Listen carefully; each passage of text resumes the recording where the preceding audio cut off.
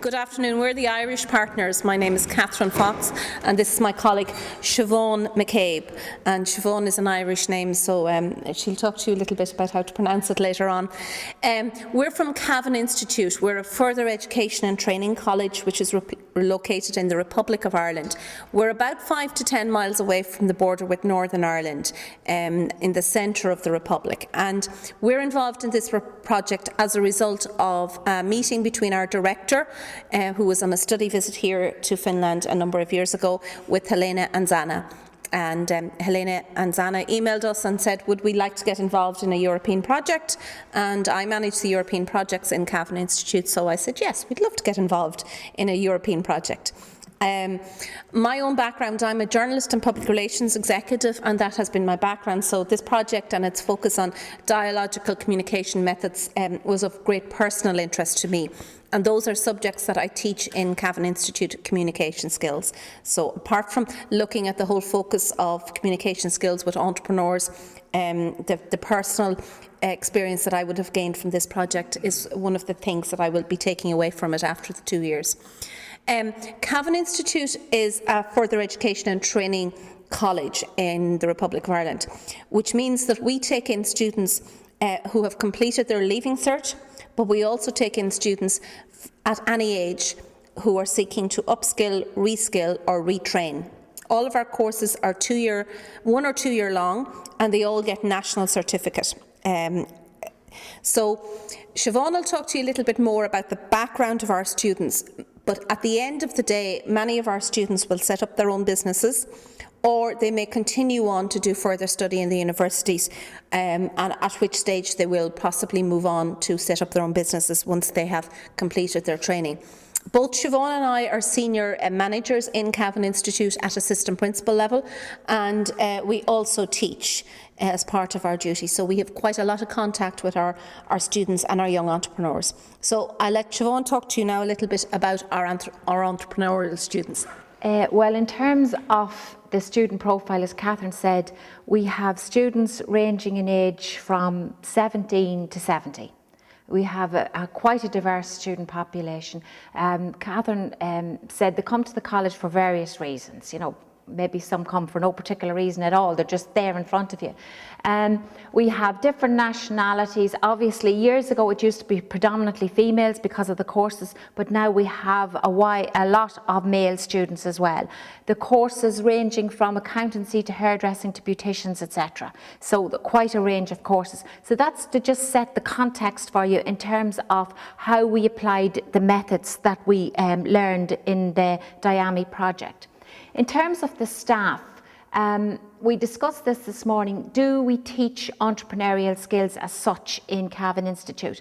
I'm probably agreeing with our entrepreneur here, Pete. We don't really teach specific. We have some modules, enterprise skills, etc. But what we would try and do is incorporate the skills into each of the subjects to give them the skills, the practical skills in the vocational areas, and then perhaps they will go on to become entrepreneurs, some of them at least. Now, with regard to our staff, again, we had the conversation here a few minutes ago about teachers being entrenched in tradition and perhaps not moving on. I didn't make a comment there. I was waiting to make it here. Actually, our staff are not like that. They're quite innovative. I think it's because of the origins of further education. They had to be innovative. Now, while I might be a senior staff for various reasons, age-wise and otherwise, we are innovative and we do take on new methodologies and we do embrace new teaching, because otherwise we become stagnant. We wouldn't get students in the door. So we have to change. We have to embrace change. And our staff, as we will see here, embrace these methods quite a bit. Now, with regard to how we actually carried out the methods with our students and indeed our staff, we had, first of all, let me deal with the students. We dealt with the students in terms of the groupings, mixed groups. Students, we polled students, we invited students from different groups, and we put those students together initially. We had class groupings with students. We had, we looked at our staff as a whole.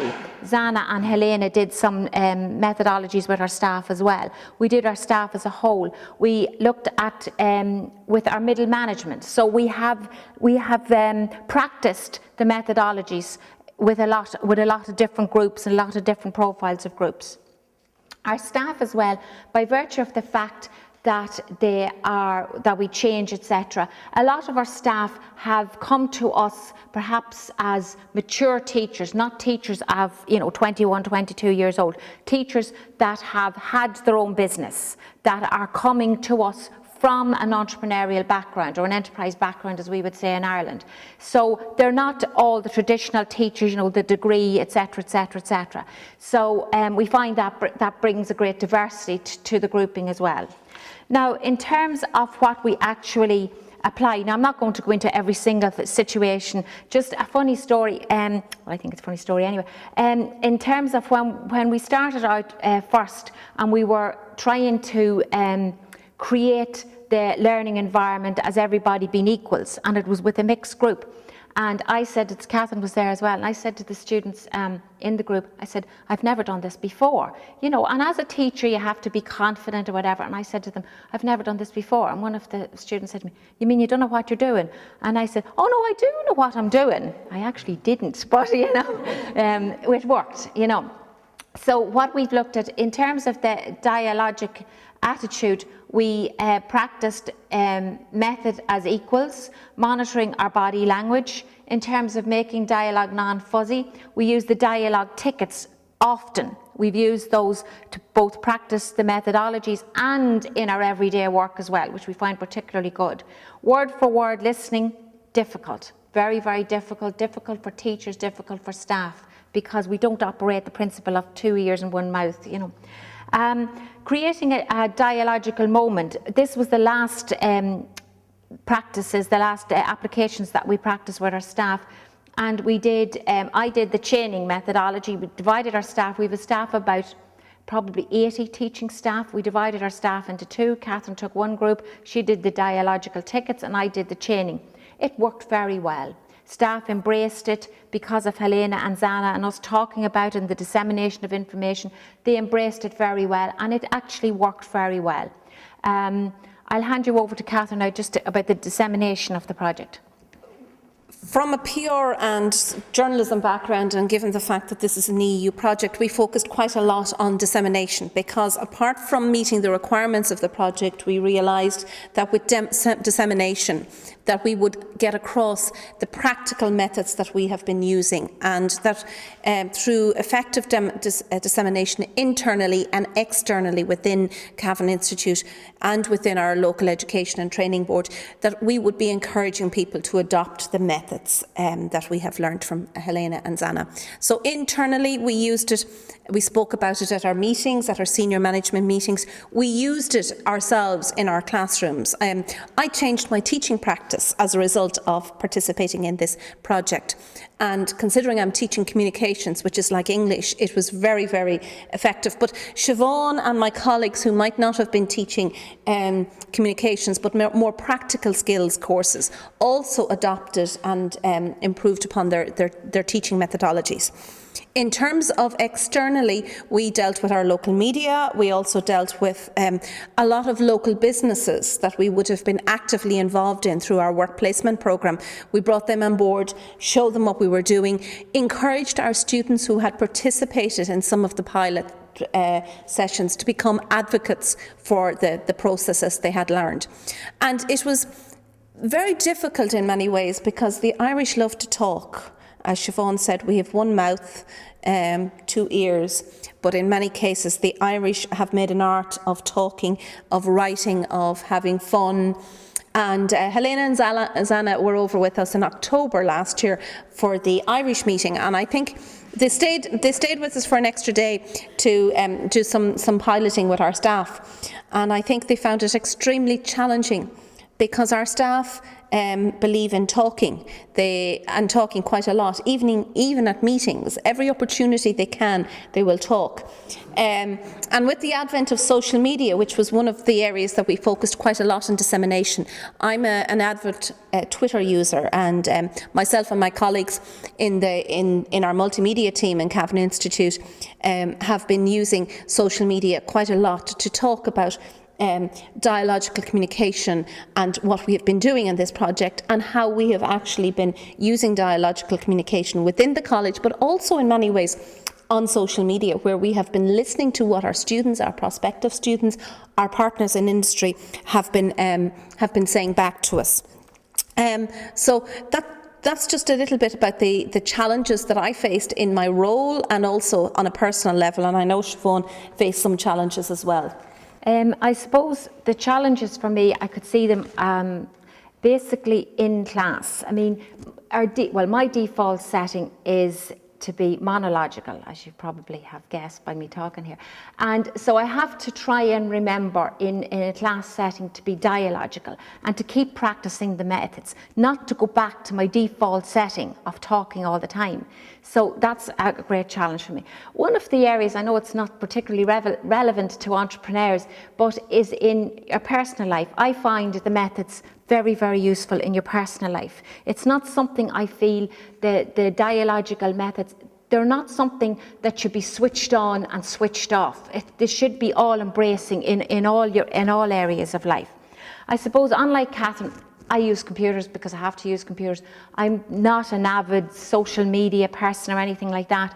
So one of the challenges for me is to become dialogical and within an electronic environment. You know, I mean, I teach obviously in a computer room, etc., but to bring the dialogical methods into an electronic environment. And perhaps that's a key for our next follow on in terms of our projects here. Maybe the outcomes, Catherine? I think focusing on the outcomes of this project, while we implemented piloted the methods with our students, our young entrepreneurs. These are people who are setting out on their entrepreneurial journey. Some not so young, some who had worked in as employees in organisations, who would come in with a determined attitude of wanting to start their own business, perhaps in something very different, having lost their jobs in the recession and were moving into a service industry. We found it very effective in changing the mindset and making them question themselves, in making them look at how they as a person motivate themselves, how they develop a customer service policy, how they actually look at how they're running their own businesses. And as Pete said earlier on, we found that quite a lot of them had that drive within themselves before they actually learned the skill, whether it was to become a chef or to become a security officer or to work in the multimedia industry. And the methods that we used and piloted with them allowed them to think deeper, to question themselves, and to undertake quite a lot of self-evaluation, which led them to change their business plans, which encouraged them to seek out new opportunities, or also encouraged them to, reconsider were they going to go down their entrepreneurial route. So that awareness, that additional skill is there. On a personal level, with our relationship with the community, I'm actively involved in a number of projects in the community, and we have used these projects, including a massive food festival in the town, which has just taken place with over 40,000 people. We've used them methods with a lot of the young entrepreneurs who have been actively involved in that festival, and it has they have taken on board a lot of the skills that we've talked to them about. At a level within Cavan Institute, the impact the project has had on our staff, it has, at a practical level, made them more aware of their own communication skills, their own dialogical skills. And within Ireland, there's quite a focus on teacher talk time, student participation time. There's also been quite a focus at a senior management level on how we conduct ourselves at meetings, how we get around to developing policy. With 80 staff and you're reviewing policies, you can imagine quite a lot of talking takes place, and you wonder where is this going to lead. We've effectively used the methods with our staff to generate feedback on policy, which we achieved in 2 hours on one session, which might have taken us 2 weeks in the past. At another level within our college, it has also opened up the awareness of the European projects, of the Leonardo da Vinci programme, the Erasmus Plus project, and the opportunities that are available to us. And finally, on a personal level, for myself and Siobhan, it has meant that we've made some wonderful friends in our partner countries, and particularly here in Finland. So that's our view on the project, and I know Siobhan agrees with me on I will just continue on from Catherine in a dialogical manner and say that I just want to thank all the partners. I mean, I was never involved in a European project before. I had absolutely no idea what it involved. We have become friends. I found it absolutely wonderful. I've learned so much from it, and I just want to say thank you very much. Thank you.